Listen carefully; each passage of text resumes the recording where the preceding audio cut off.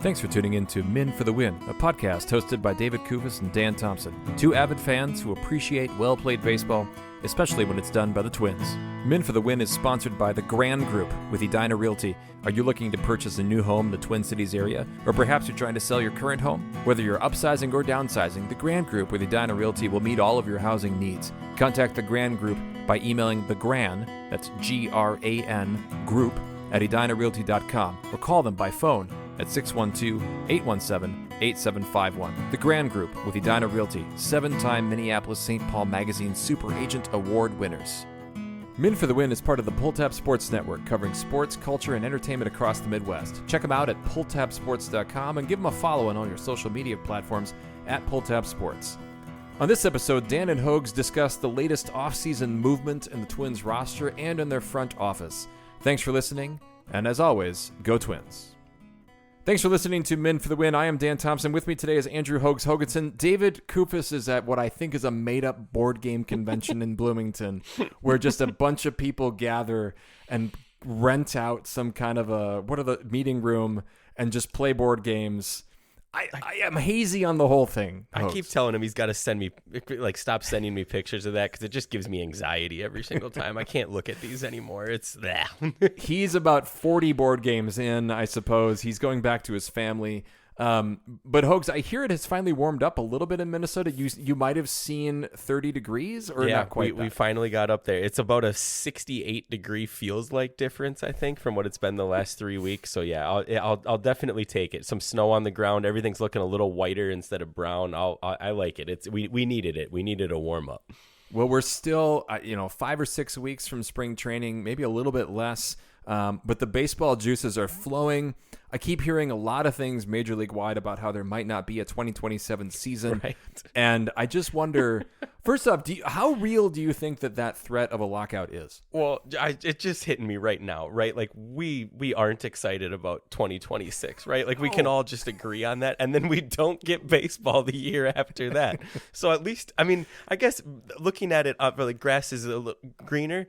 Well, then we don't have to watch 2 years of horrible baseball, and maybe they can figure it out in the meantime. But I don't know. I didn't think that those rumors were that real until this offseason, and just the Dodgers getting every single guy.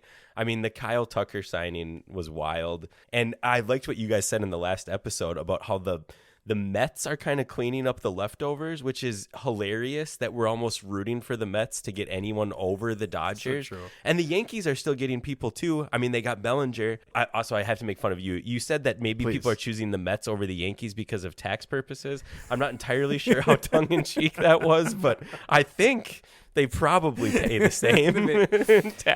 In New York City, you never quite know. It's like Chicago. Like, the it boroughs. depends who are you really paying here. Well, listeners, thank you so much for tuning in. This is obviously not a regular episode here with the offseason. Normally, we have segments. We go through a lot of things every series by series. This is a little bit more free-flowing. We will have kind of an MLB news section and then a Twins-centric news section. There's a lot more in the Twins actually than in the MLB here on this one. But please do check us out here. You can if you want to pay us some money for these things. Nothing Twins is behind a paywall, but we do have a Patreon as well. Hoges, so just a few MLB notes. First of all, the Texas Rangers acquired all-star left-handed pitcher Mackenzie Gore from the Nationals for 5 prospects. This feels like kind of a Quinn Hughes wild kind of deal here. Other than that, it's been kind of quiet lately on the signings. Andrew McCutchen, who is still playing baseball, apparently is vocal about his frustration that the Pirates haven't wanted to sign him. Why? I don't know. Why do you want to play for that franchise? Well, I would say Derek Shelton knows that franchise well. The Twins' new manager. It does feel, though, like we've reached this point, Hoges, where there is the haves and the have-nothings, I suppose, in baseball. And has this always been here, or is this a problem that we're just kind of noticing more as we notice the parity of other leagues, that we notice that, the NFL, I think it talked about its salary cap's going to be something like $300 million next season.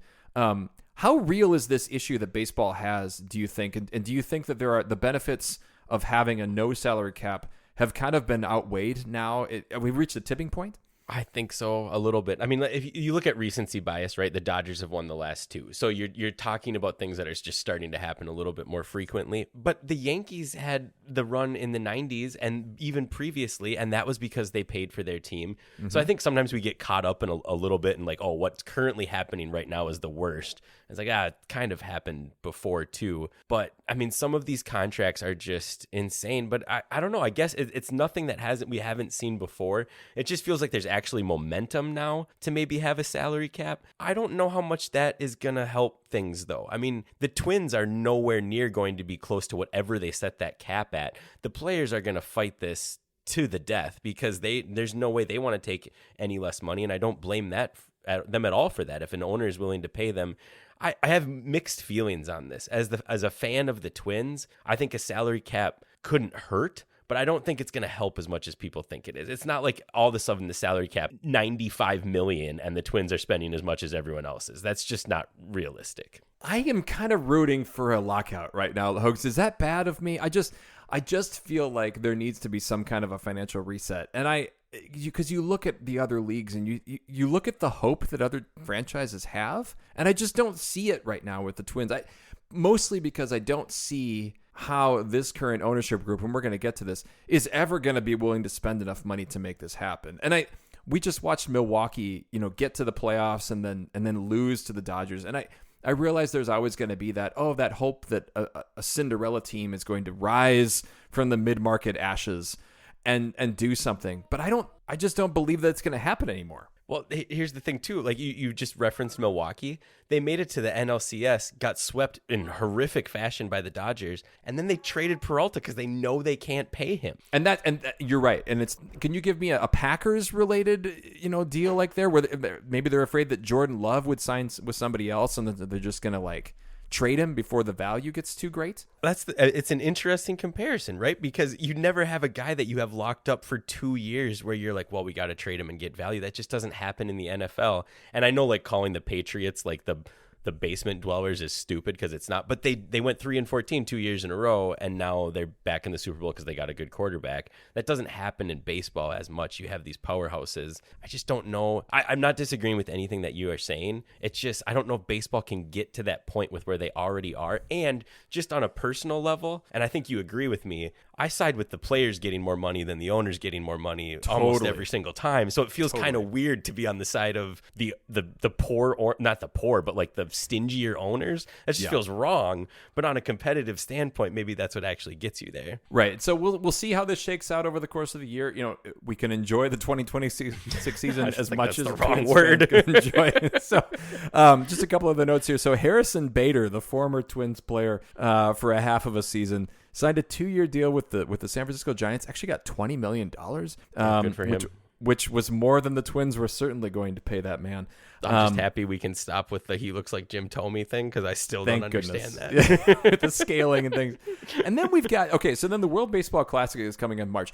I find this an interesting situation because the NHL is about to send all of its best players off to the Olympics here too. And I wonder, if you're a baseball team, how excited can you be? Because we've seen some guys like Carlos Correa, by the way, is not going to play in the WBC, and it's because the Astros won't insure his contract. I also think it's funny that I'm talking about him again here. Why are you so obsessed with me? And it's crazy to talk about. But so what do you think of this roster jockeying and these things like that? Well, it's crazy, right? Because I'll tell you, I'm way more excited about the Olympics with hockey than I am about the World Baseball Classic. The World Baseball Classic's had some weird stuff like you were talking about with Correa and then Altuve too. They're not honoring the contracts or the insurance for 37-year-olds who have had future or previous injuries. It's some weird clause like that. I think Miguel Rojas is going through it with the Dodgers now too. I didn't really get all that into it, but it just seemed goofy. I will follow the World Baseball Classic. I will probably watch most of the U.S. games,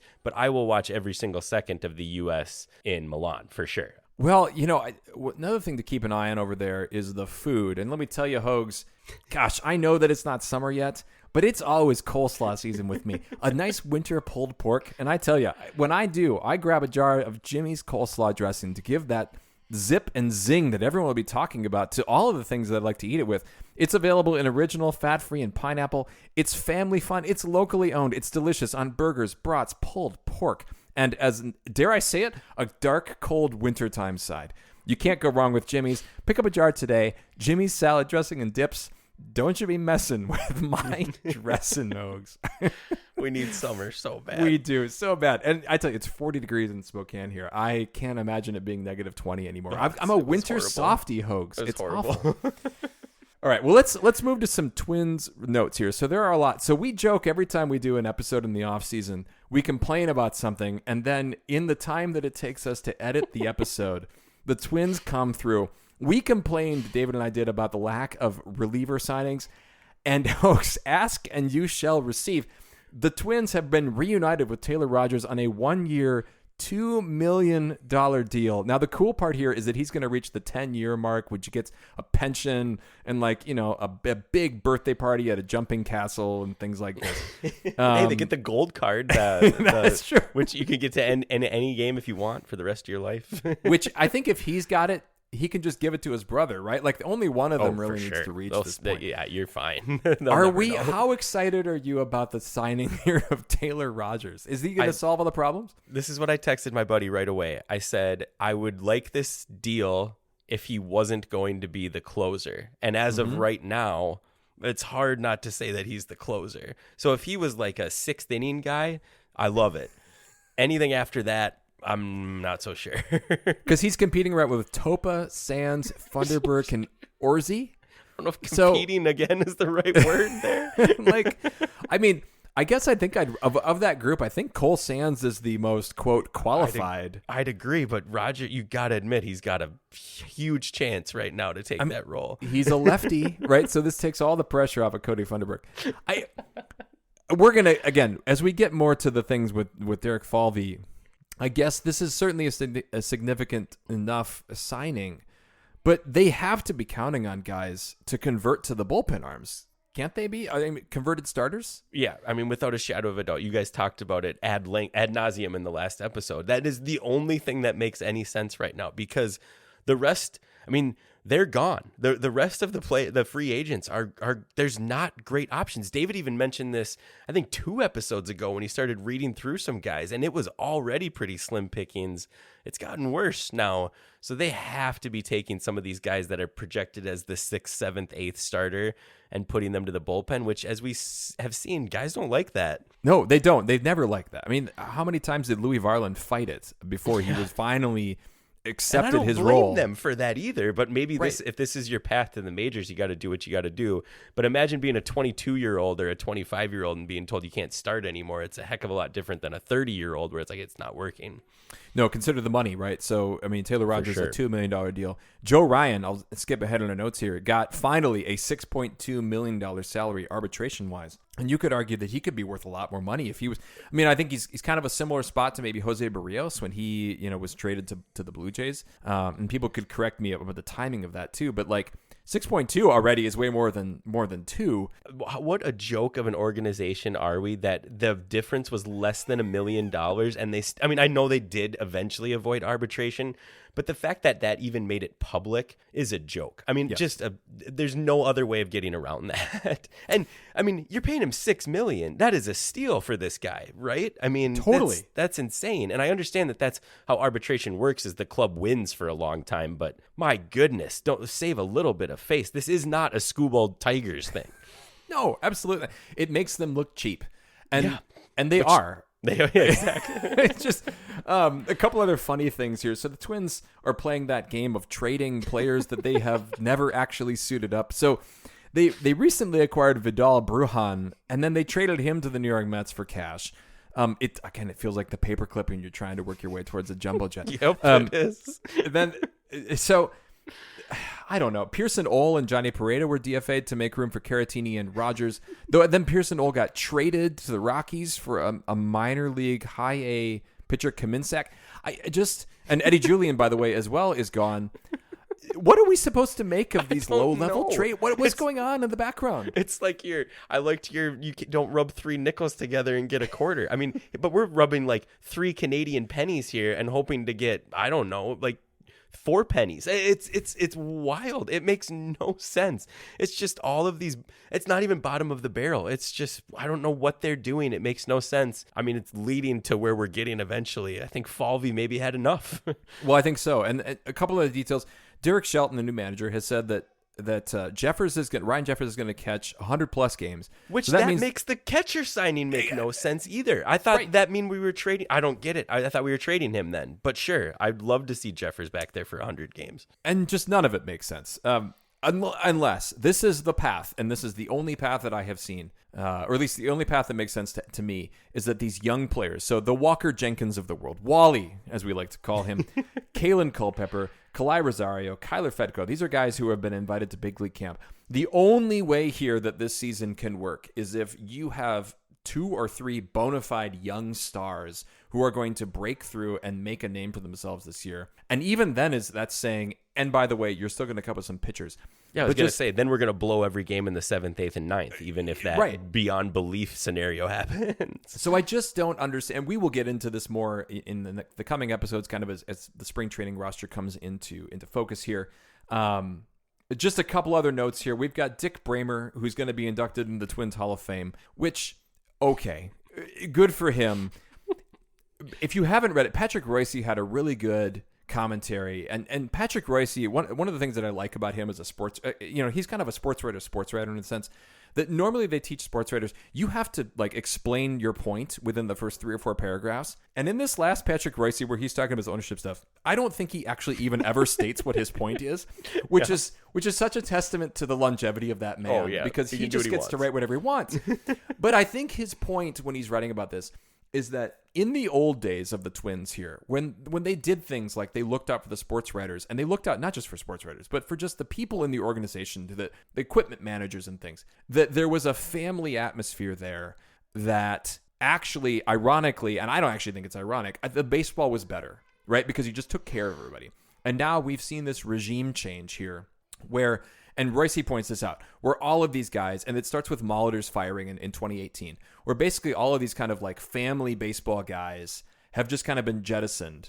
And even Molitor has the goodness to come back and do the radio stuff that he does, right? But that now we've reached kind of a point here with this Falvey departure where basically now it's just a business for the Pohlads here. And it's troubling to me to see how this franchise has deteriorated, and all of these business, when they turned business here, that the baseball maybe got better for a year or two, but they have eroded most of the quality has been gone really ever since the Pohlads took over. He tracks this back to the 90s. Yeah, that's a lot there, but I just, it's all very like relationship, like putting on the back burner and finances to the front burner, and yet it's not even netting a better product or even more money for this film. No, and that's the part that's so frustrating about it, right? Like I used to feel, and I can't believe that I'm justifying anything that they've done in the past, but it used to feel like we were the scrappy fun team. Now it's just like, oh, it's the team that makes no sense. And you have, I mean, we're going to get to it, where you have guys that are leaving the organization now because they can't deal with the new Pohlads here. And that's scary because I didn't think we were doing that great with the guys we had previously. I worry about the direction of this team because it feels very not baseball focused right now. It feels very bottom line focused, but they're telling us that it's baseball focused. And I think it's insulting. I think it insults the intelligence of baseball fans, Hoges. Well, on a brighter side of a change in regime, listen up, Minnesota. There's a new high-speed internet sheriff in town. Gateway Fiber has landed in Blaine, Brooklyn Park, Champlain, Coon Rapids, Maple Grove, and Plymouth, with plans to expand deeper into Minnesota. Gateway Fiber boosts a fiber optic network that exceeds the capabilities of some of the biggest players in the business, giving you more whiz for less cost for all of your online working, streaming, gaming, and whatevering. With no hidden fees, no data caps, and no installation fees, Gateway Fiber is perfect for your home or business. Go to gatewayfiber.com to get fast, reliable, and affordable high-speed internet. Right, Hoges. We're finally to the meat here, what I really wanted to get to with this episode, and it's the fact that Derek Falvey, who has been basically, he's been team president for a number of years. He's been with the organization since 2016. That he has mutually parted ways with the Twins here, And this comes after Tom Pohlad has taken over from Joe Pohlad. Tom was the one, in the wings here. He's not the Bon Iver indie rock music guy. He's the salt of the earth Pohlad. Like, I don't know quite what we're supposed to think of. But basically what happened was that Falvey, basically said, I'm going to be done with this too, in a really weird kind of parting. He even met with the media after this, kind of separately. And it just, in seeing the quotes from this, it just seemed like a weight had been lifted off of his shoulders here, that he didn't have to abide by these Pohladian rules here anymore. I think the Twins media has done a really good job of kind of framing this, because right away you're like, okay, what happened? Like this stuff definitely, something had to have gone wrong. He talked at Twins Fest just a couple weeks ago. You don't fire a guy 2 weeks before pitchers and catchers report. That makes no sense. So yeah, it definitely seems like this was Falvey's doing. Some of the stories that I've read that have come out were that he just didn't mesh with Tom Pohlad at all, and he actually got along well with Joe Pohlad. And that's what I'm alluding to from earlier. Like, Joe Pohlad's the guy who came out and famously said we need to right-size this business. So if there's anything that was a thorn in the side of Falvey for what he could do on the business side of things, I would say that. And he got along great with that guy. So what does this mean for this new guy then? I'm terrified. Like, this is shocking. And I'm wondering more and more, like, are we going to get a Falvey tells all? Like, did the Pohlads come in and say, you have to get rid of 10 guys because we can't afford to pay even the remaining salaries of these guys for the rest of this year? It seems like that was almost, not that it's like a small thing, but like, we're about to feel the avalanche of some of these decisions, and I don't know what this team's going to look like going forward. I feel like we're heading towards a long, dark night.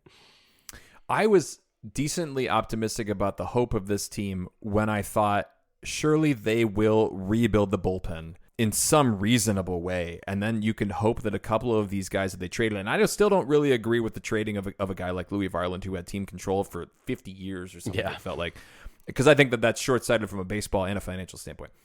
But I think if I'm Falvey and I can say, okay, sure, then fine, let me rebuild the bullpen. Give me $15 million and I can rebuild the bullpen for a decent rate. And maybe somebody, the Kendrys, the Rojas guy comes through and other people like that. Great. Mick Abel.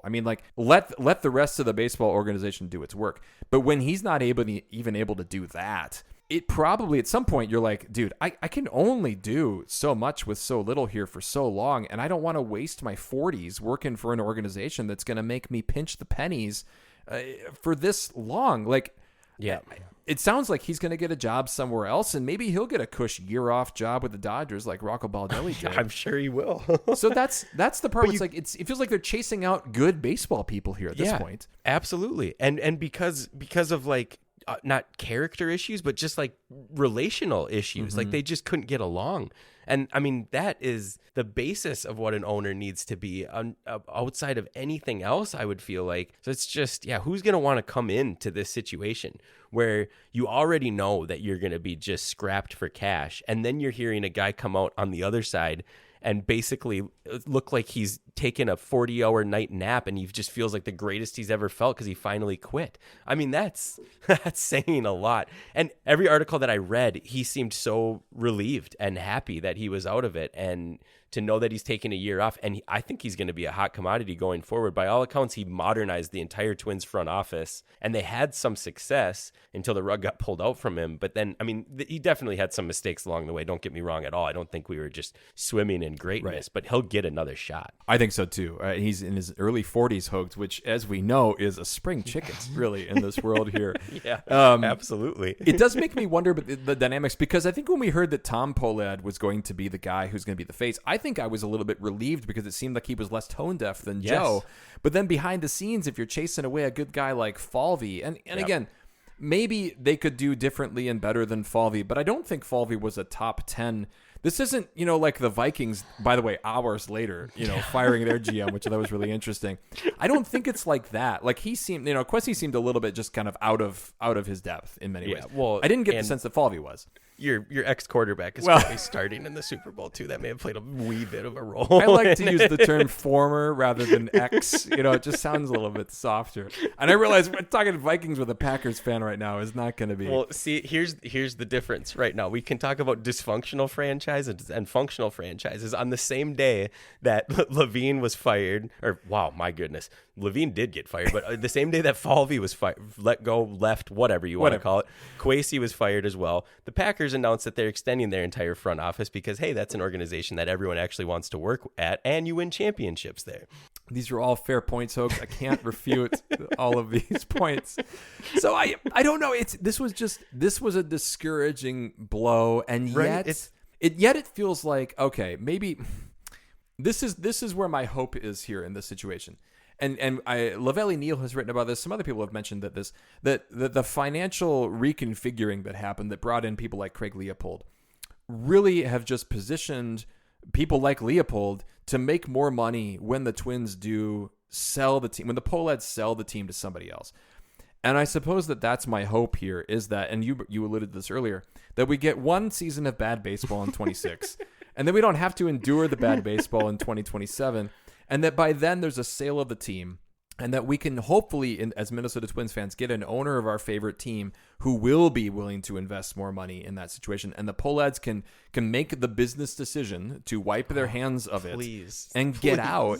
Is that our best case scenario right now? Sadly, I think so. Because honestly, maybe I'm just drinking the Kool-Aid too much, but I was a little excited about this Tom Pohlad. At least it was something different. Yeah. Like it was something a little bit different. The fact that he was reaching out to season ticket holders who gave up their tickets. I got an invitation to FanFest to meet with him. It was with all of the people who had given up their tickets that I turned down because I didn't feel like doing that. But I mean, there seemed to be some actual care. Like you mentioned it too, maybe less tone deaf. And so I was believing that. And then the fact that this Falvey stuff happened, and it sounds like it's because he couldn't get along with him, that makes me uncomfortable. Again, that's just one guy, but I don't know. I've got a little bit of a sick feeling in my stomach about where this already downward arrowed team is now pointing. It feels like maybe this Pohlad is a better politician. Yeah, exactly. And that's the issue that I have. If Falvey had stuck around and was like, no, dude, I like the direction of this team. I think we're going to be okay. But at the end of the day, they're not willing to spend the money on the team.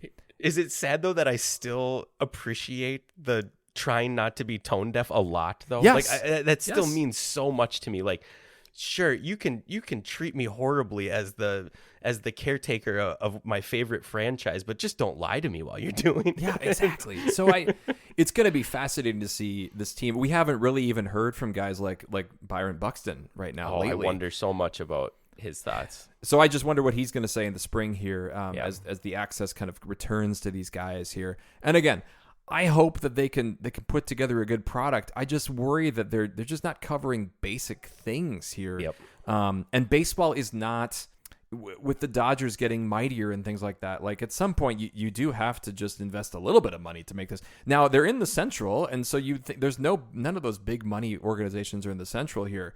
But then it also makes me feel like maybe the Royals are a team with at least a little bit more stability, could actually make a run here, and they're investing in some of their best players. Well, and we can't even name a bullpen right now. No. I mean, like there can always be hope, right? There's always hope. There's always hope. But when you can't even name a guy who's playing a position yet, I mean, that's something. It's really troubling. It's troubling where this is, and I think this is the least hopeful that I've been about a season in a long time. Since the 90s, I think, for me, if I'm being brutally honest. And at least in the 90s, there wasn't the disparity between the rich and the poor of baseball that there is now. And so there's a hopelessness that goes with it now. Well, even if you have a good year. We hadn't felt anything great. And I mean, I was 2 when they won the World Series. The 90s were just crud the whole time. Here we at least have a little bit of a distant memory of competing. And yeah, it's I mean, we've said it way too many times, but it's unbelievable where we were at the end of the 2023 season to now talking about this team that I think if we started doing our preseason projections right now, I don't see any of us going much higher than 75 wins for this team. No, and if you look at some of the fan graphs and things like that, and it's interesting because the roster hasn't really changed that much over the last couple of months, but I think they have dropped like 10 wins in some of these projections down to the low 70s now. I think it's because people think maybe Ryan and Lopez are on the table now, but I guess I don't know. But I don't know. I mean, we'll see. I mean, it almost feels too late in the winter to trade them. Well, that's what, like, you and David, not to get sidetracked, you and David had a fascinating conversation about, are you mad then if they try to trade a lot of these guys at the trade deadline as opposed to just getting rid of them now? And I don't have a good answer to that either, because I think David's right. We are going to be 12 games under 500. Then maybe you can get value there still, but what are you trading for at this point either? Like here's the thing too. The Twins they traded 10 guys off the major league roster, and maybe this is more of an indictment on what their major league roster was. Our farm system went from being the 6th ranked in baseball to being the 8th ranked in baseball from last year to this year, after trading 10 guys off the major league roster to get prospects. So I'm not sure what we accomplished. Again, it's probably more of an indictment of the quality of what those 10 guys were to an extent, but still, like, what's the plan? What are we doing? Well, I think the hope here is that all of these guys that Falvey has traded for and the system has developed over the last 9 years will come to the majors here, and that we'll see, and then they'll be the team that overachieves with those young guys. And then the path forward that is most hopeful to me is the Wally Jenkinses and the Kalen Culpeppers of the world are really good. There's the year off in 27, and then they can return resurgent in 28 when the Twins will finally pay for a bullpen. And then they'll be competitive again then. It would be shocking to me if they were competitive in 26. And I didn't think I was going to be saying that a couple months ago, but here I am. I didn't think you would be either. I think that's a good place for us to leave it, though, right? We're excited for the growth in 2026, and then they get a year off to develop, and then 2028. Get into those batting cages, Wally. Really use that year in 27. I love it. You spun us around there a little bit. It was pretty false hope, but I'm going to cling to it. Well, Hoges, I think this has been enough, I think, of this discussion here. Now, we'll see. Usually, again, what happens, we drop an episode and then big news drops the next day. And we're signing Framber Valdez tomorrow. That's one can only hope. Well, folks, if you like what you hear, please tell a friend. You can follow us on X at Min for the Win. You can find our Min for the Win Facebook and Instagram pages. And make sure you're subscribed to the podcast on your favorite platform so you're notified when new episodes are available. If you could leave us a rating or like, we'd greatly appreciate it as well. If you'd like to support the show further, you can find us on Patreon. The link is in the description. Thank you for listening, and as always, go Twins.